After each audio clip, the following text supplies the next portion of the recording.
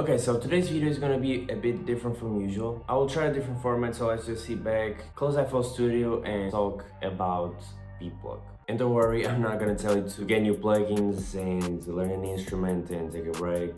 Although that stuff can help, there's more to Beatblock than that. First of all, I don't think that you suddenly stop knowing how to make beats, because technically, there's no outside force blocking you from making the beat. So, at some point, you tell yourself, alright, this is it, I'ma quit, and you literally give up on your idea. Honestly, I don't really believe in that concept. I feel like when I get beat block, I just don't like what I'm making. I think it's all in your head, basically. In my opinion, what ends up happening a lot of the times is that you stop believing that each note you lay down is gonna lead you to where you wanna go. It's gonna lead you somewhere. The same thing goes for artists, songwriters. You only quit when you stop believing that the words you wrote or you laid down are gonna lead you to the next ones. I'm sure you don't know, but besides producing, I also record my own songs on the side. I was struggling with this for the longest. I would lay down the first bar and I would think to myself nah, this ain't hard enough.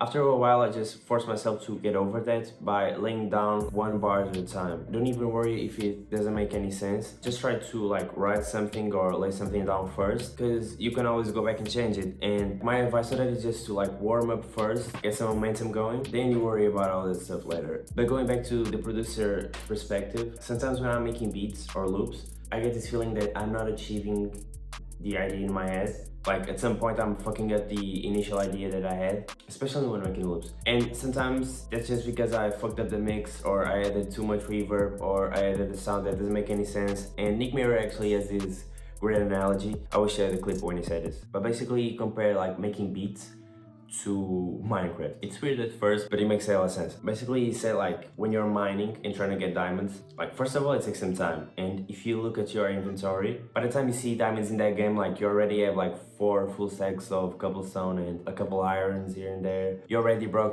3 pickaxes. The same thing goes with beat making, because I would love to just open up FL and everything I touch turned into track placement, but that's just not how it works. Let's say if I make 100 beats and 10 might be fire, a couple ones might be great, but I'ma see a lot of mid, I'ma see a lot of sorry ass beats. My laptop is gonna stop working and I'ma lose my external drive. That shit is all part of the process. And it's almost in order to get to that fire beat, you have to get all those trash beats out of the way first. I would say it's more a mind thing.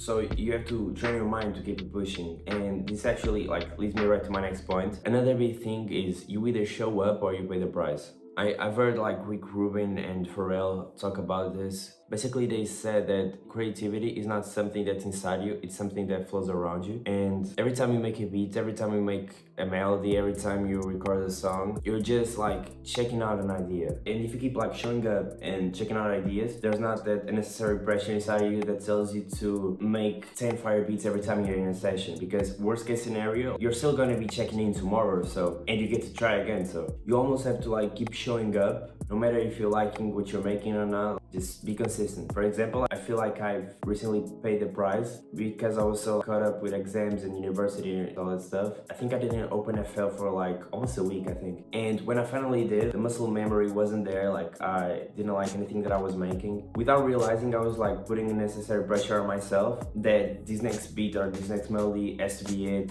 Things don't work like that. And to kind of tie all this together, I recently saw a Richie Campbell interview. He said that creativity and inspiration are gonna find you. They just need to catch you working first. But again, I think it all comes down to being consistent until you make something that you actually like. Next video, I'll be back on FL. I wanted to try something different. I might come back with these types of videos every now and then. Let me know what you think in the comments about all that I said. Let me know if you got some advice too. Don't forget to sub, and I'll see you in the next one.